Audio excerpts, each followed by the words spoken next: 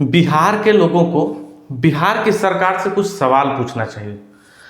बिहार के लोग जब तक सवाल नहीं पूछेंगे सरकार से, बिहार की जनता जब तक सवाल नहीं पूछेगी बिहार के सरकार से, नीतीश कुमार से, तेजस्वी से, तो जब तक बिहार के लोग नहीं पूछेंगे, जब तक बिहार के लोग आगे नहीं बढ़ेंगे, तब तक वो लोग बिहार का तरक्की नहीं करवाएंगे, बिहार का डेवलप नहीं करवाएंगे।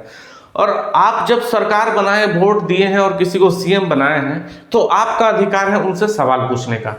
तो आप बिहार सरकार से पूछिए कि बिहार में रोजगार की व्यवस्था क्यों नहीं हो रही है, बिहार में रोजगार को क्यों नहीं लाया जा रहा, क्या समस्या है।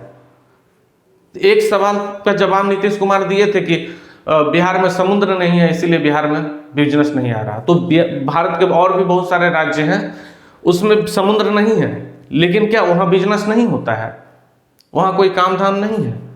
ऐसा समुद्र का कुछ मतलब नहीं है, समुद्र से है, इंटरनेशनल बिजनेस से लेना देना है, लेकिन बिहार को बदलने के लिए, बिहार में बेरोजगार लाने के लिए, बिहार में व्यवस्था लाने के लिए, बिहार में बिजनेस आ जाएगा तो हो जाएगा, उसके लिए समुद्र का बहुत ज्यादा जरूरत नहीं है।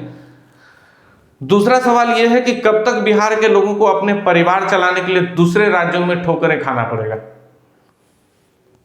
कब तक दूसरे राज्य में जाकर के काम करेंगे, कब तक जहां तहां काम करेंगे, अपने बिहार को छोड़ करके, अपने परिवार को छोड़ करके जहां तहां नौकरी करेंगे, बिजनेस करेंगे, कुछ भी करेंगे। ये सारा व्यवस्था अपने राज्य में होना चाहिए, अपने बिहार में होना चाहिए।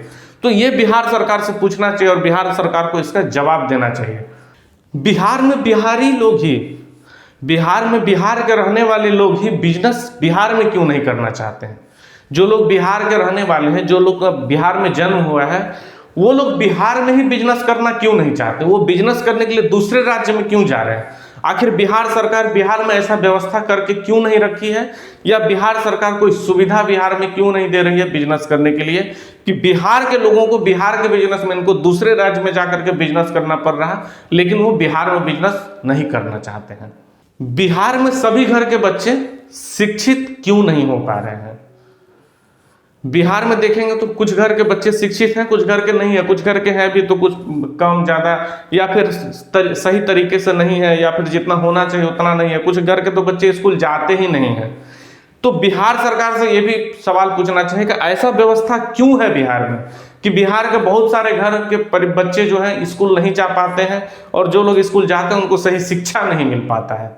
बिहार के सरकारी स्कूल में कोई डिसिप्लिन क्यों नहीं है। बिहार के जितने भी सरकारी स्कूल हैं, किसी भी सरकारी स्कूल में कोई डिसिप्लिन नहीं है।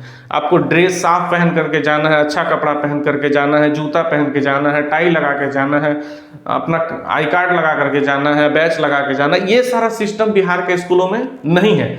बिहार के जितने भी सरकारी स्कूलों में सिस्टम नहीं है, बस जैसे तैसे लोग चले जाते हैं पढ़ने के लिए, और टीचर लोग भी जैसे तैसे आ जाते हैं। कोई स्मार्टनेस नहीं है, कोई स्टैंडर्ड नहीं है, कुछ ध्यान ही नहीं दिया जाता है। बिहार का सरकारी स्कूल में कोई व्यवस्था ठीक नहीं है, और ना ही वहाँ का टीचर ठीक है। तो ऐसे में बिहार के लोगों को, बिहार के बच्चे को कहाँ से अच्छा शिक्षा मिलेगा। बिहार के बच्चे कहाँ से सीखते हैं, स्कूल से ही सीखते हैं।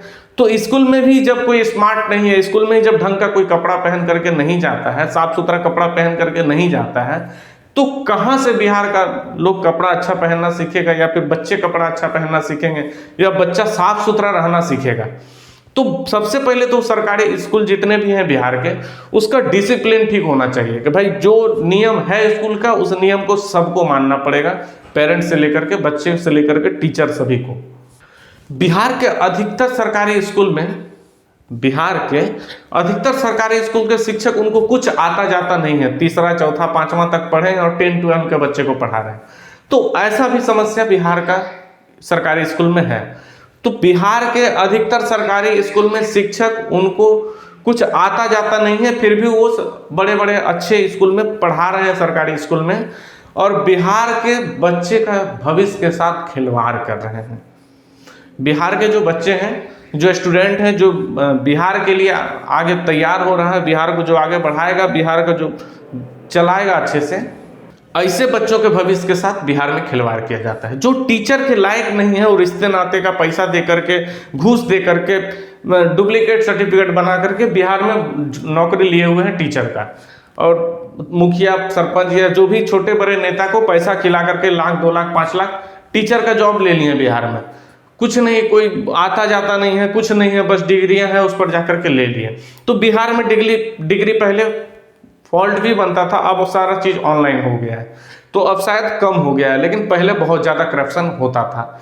तो बिहार के टीचर भी अच्छा होना चाहिए, बच्चों के साथ, उसका जीवन के साथ खिलवाड़ नहीं करना चाहिए, बच्चों का भविष्य के साथ खिलवाड़ नहीं करना चाहिए। तो अच्छे टीचर बिहार का सरकारी स्कूल में लाया जाए, और बिहार सरकार अच्छा टीचर क्यों नहीं ला रही है, ये सवाल बिहार सरकार से पूछा जाए।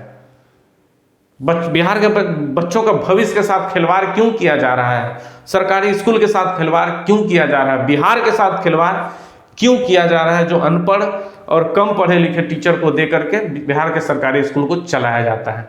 बिहार के कई गांव के रोड, बहुत सारे गांव हैं ऐसे गांव का रोड जो है वो अच्छा नहीं है। बिहार के कुछ रोड तो अच्छे बन गए, लेकिन बहुत सारे गांव में रोड अच्छा नहीं बना है, रोड का व्यवस्था अभी तक ठीक नहीं हुआ है।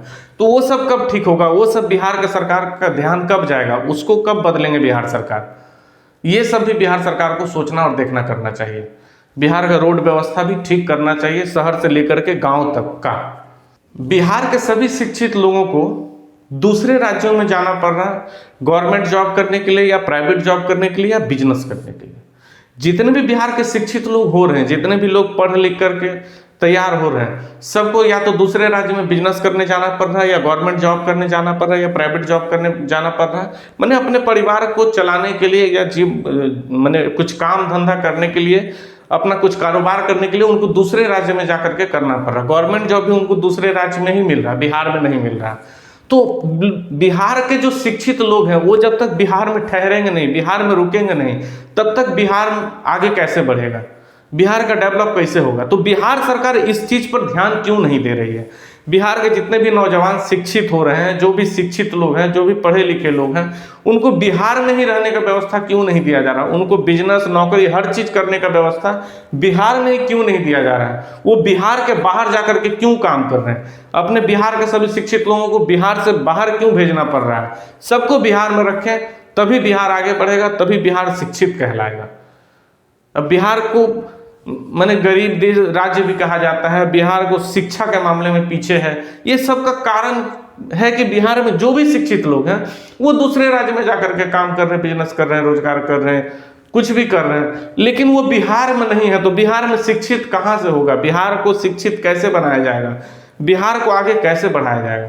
तो बिहार सरकार को ये भी पूछना चाहिए कि बिहार के जो भी शिक्षित लोग हैं उनको दूसरे राज्य में क्यों जाना पड़ रहा है, उसको बिहार में ही क्यों व्यवस्था नहीं दिया जा रहा रहने का, वो बिहार में ही अपना रोजगार बिजनेस या नौकरी क्यों नहीं कर रहे हो, क्यों दूसरे राज्य में जा रहे हैं। तो ये सारा चीज भी बिहार सरकार से पूछना चाहिए। बिहार को ही भारत में सबसे पिछड़ा राज्य क्यों कहा जाता है, रोजगार के मामले में देख लीजिए, गरीबी के मामले में देख लीजिए, या शिक्षा के मामले में देख लीजिए, बिहार को ही पूरे भारत में सबसे पिछड़ा राज्य क्यों कहा जाता है। ये बात नीतीश कुमार से और तेजस्वी जी से पूछना चाहिए, बिहार के सरकार से पूछना चाहिए, बिहार के नेताओं से पूछना चाहिए कि आप लोग क्या कर रहे हैं बिहार के लिए, क्यों बिहार को भारत में सबसे पिछड़ा राज्य माना जाता है, सबसे गरीब राज्य माना जाता है। बिहार में सबसे अधिक खेती होता है, बिहार के अधिकतर लोग किसान हैं। तो बिहार के जब अधिकतर लोग किसान हैं, जो पुश्तैनी किसान हैं, सब कुछ उनको आता जाता है कि बिहार के लोग मेहनती हैं खेती करने के मामले में, तो बिहार में सबसे अधिक उपजाऊ क्यों नहीं होता है। पंजाब में सबसे अधिक उपजाऊ होता है अनाज का, लेकिन बिहार में क्यों नहीं होता है। बिहार में जबकि सबसे अधिक खेती होता है, बहुत ज़्यादा मात्रा में बिहार में खेती होता है, फिर भी बिहार इस खेती के उपजाऊ के मामले में पीछे क्यों है। बिहार के हर किसान गरीब क्यों है, बिहार का कोई भी किसान के पास अच्छे घर द्वार नहीं है, उसके बच्चे ठीक से पढ़ नहीं पा रहे, वो अपना परिवार ठीक से चला नहीं पा रहा है। ऐसा कंडीशन बिहार के किसानों के साथ क्यों है, ये बात बिहार सरकार से भी पूछना चाहिए। बिहार के किसान नए टेक्नोलॉजी को बिहार में यूज क्यों नहीं कर पा रहे। बिहार के जितने भी किसान हैं, जो भी खेती करने वाले हैं, ये लोग नए नए टेक्नोलॉजी को यूज क्यों नहीं कर पा रहे हैं, ये बात भी बिहार सरकार से पूछना चाहिए। बिहार के किसान इतने गरीब हैं, इतने कमजोर हैं पैसा के मामले में, क्यों नया नया टेक्नोलॉजी को भी यूज नहीं कर पा रहे हैं। और इसलिए बिहार का सरकार भी सपोर्ट नहीं कर रहा है कि बिहार में उपजाऊ बढ़ाया जाए, बिहार में नया नया टेक्नोलॉजी को लाया जाए और बिहार के किसान का सपोर्ट किया जाए ताकि बिहार में अधिक से अधिक उपजाऊ हो, जैसे पंजाब की सरकार करती है पंजाब के किसानों के साथ। तो हमारा बिहार का सरकार भी ये कर सकती है, लेकिन क्यों नहीं करती है, ये सवाल पूछा जाए। बिहार के किसानों के पास नया नया टेक्नोलॉजी क्यों नहीं है, ये बिहार सरकार से सवाल पूछा जाए। बिहार सरकार जवाब दे इसका। बिहार के जो नेता पॉलिटिशियन है, बिहार के जो सीएम है, उनको जवाब देना चाहिए कि बिहार में नया टेक्नोलॉजी क्यों नहीं आता है खेती करने के लिए। और सब राज्य में नया नया टेक्नोलॉजी आया हुआ है खेती करने के लिए, बिहार में ही क्यों नहीं आता है। बिहार के लोग नया टेक्नोलॉजी को यूज क्यों नहीं कर पा रहे हैं। वो तो गरीब हैं इसलिए वो खुद से खरीद के नहीं ला पा रहे, लेकिन बिहार सरकार को तो इसके बारे में सोचना चाहिए, इसका सुविधा देना चाहिए, इसका व्यवस्था करना चाहिए बिहार सरकार को, ताकि बिहार के किसान और बिहार के लोगों को भी नया नया टेक्नोलॉजी का आइडिया हो और नए नए टेक्नोलॉजी पर काम करें, नए नए टेक्नोलॉजी के साथ काम करें ताकि बिहार में उपजाऊ अच्छा हो, किसान लोग गरीबी से थोड़ा सा निकलें, उनका भी घर परिवार अच्छे से चल पाए। भारत के सभी राज्य में दूर दूर से लोग आते हैं घूमने के लिए, देश दुनिया से लोग आते हैं घूमने के लिए। अपना पड़ोसी राज्य बिहार देख लीजिए, उत्तर प्रदेश देख लीजिए या बंगाल देख लीजिए, सभी जगह विदेशों से भी लोग घूमने आते हैं, देश के लोग तो खैर आते ही हैं। यूपी का बनारस देख लीजिए, राम मंदिर जहां बन रहा है, अयोध्या देख लीजिए, बहुत सारा यूपी में ऐसा जगह है जहां लोग दूसरे राज्यों से घूमने आते हैं। बंगाल में बहुत सारा ऐसा जगह है जहां दूसरे राज्यों से घूमने आते हैं। तो बिहार में क्यों नहीं आते हैं? आज तक बिहार में कहीं पर शौक से जाते हैं लोग घूमने के लिए। बिहार में ऐसा नहीं कि बिहार में ऐतिहासिक जगह नहीं है, और राज्यों से ज्यादा हम जहां तक है कि बिहार में ऐतिहासिक जगह है, बहुत सारा ऐतिहासिक जगह बिहार में है। लेकिन बिहार के सरकार का ध्यान नहीं देने की वजह से बिहार में टूरिस्ट प्लेस नहीं है, बिहार में दूसरे राज्यों के लोग घूमने नहीं आते हैं।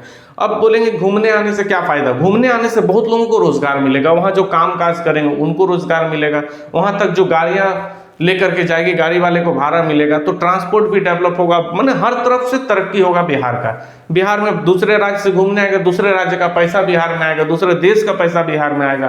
तो बिहार में अगर पैसा आएगा तो बिहार का तरक्की होगा, बिहार के लोगों को रोजगार मिलेगा, बिहार के लोगों को सुख सुविधा मिलेगा। तो बिहार में कोई घूमने क्यों नहीं आता है दूसरे राज्य से, जबकि और सब राज्य में देश विदेश से लोग आते हैं, और बिहार में बिहार के अलावा और दूसरे राज्य के लोग घूमने नहीं आते हैं। ऐसा व्यवस्था बिहार सरकार क्यों नहीं कर रही है कि बिहार में भी देश दुनिया के लोग घूमने के लिए आए? ये सरकार से पूछना चाहिए सवाल कि इतने दिन से बैठ करके नीतीश कुमार क्या कर रहे हैं, क्यों नहीं बिहार में टूरिस्ट प्लेस को अच्छा बनाए, टूरिस्ट प्लेस को ऐसा बनाए कि जो देश दुनिया से लोग घूमने आए, देखने आए। यूपी में देखिए, यूपी में वही गंगा नदी को देखने कितने दूर दूर से लोग आते हैं, बाहर से लोग आते हैं, विदेशों से लोग आते हैं, बनारस में या फिर प्रयागराज में वही गंगा नदी को देखने के लिए। तो बिहार में भी, पूरा बिहार का इस कोना से उस कोना तक 450 किलोमीटर के आसपास बिहार में भी गंगा नदी बही है, गंगा नदी बिहार के बीचों बीच गई है। लेकिन कहीं भी शौक से घूमने के लिए, गंगा नदी को देखने के लिए मैंने बिहार में लोग दूसरे राज्य या दूसरे देश से नहीं आते हैं। और वही गंगा नदी को देखने उत्तर प्रदेश, पश्चिम बंगाल, ये सब राज्यों में अलग अलग देश से लोग आते हैं, विदेशों से लोग आते हैं देखने के लिए वही गंगा नदी को, जो बिहार से भी होकर के गुजरी है, पश्चिम बंगाल में है और यूपी में भी है। तो ये दोनों राज्य में आते हैं लोग, सब देश दुनिया का लोग गंगा नदी को देखने के लिए। बिहार में क्यों नहीं आते हैं उसी गंगा नदी को देखने के लिए? आखिर उस गंगा नदी पर भी बहुत सारा टूरिस्ट प्लेस को बनाया जा सकता है। गंगा नदी के किनारे पटना में छठ घाट है, छठ घाट पर भी वैसा कुछ व्यवस्था बनाया जा सकता है कि जो 12 मास लोग आए, हमेशा घूमने आए, देखने आए, ऐसा कुछ बनाया जाए। तो इससे भी तो वहाँ का लोगों को रोजगार मिलेगा ना, बिहार आगे बढ़ेगा, बिहार में देश विदेश के लोग आएंगे तो बिहार भी तो आगे बढ़ेगा, बिहार का भी देश दुनिया में नाम होगा कि ये देखने गए थे बिहार, वो देखने गए थे। लेकिन ऐसा कुछ भी बिहार में नहीं किया जा रहा बिहार सरकार के द्वारा। तो ये सब सवाल भी बिहार सरकार से पूछना चाहिए।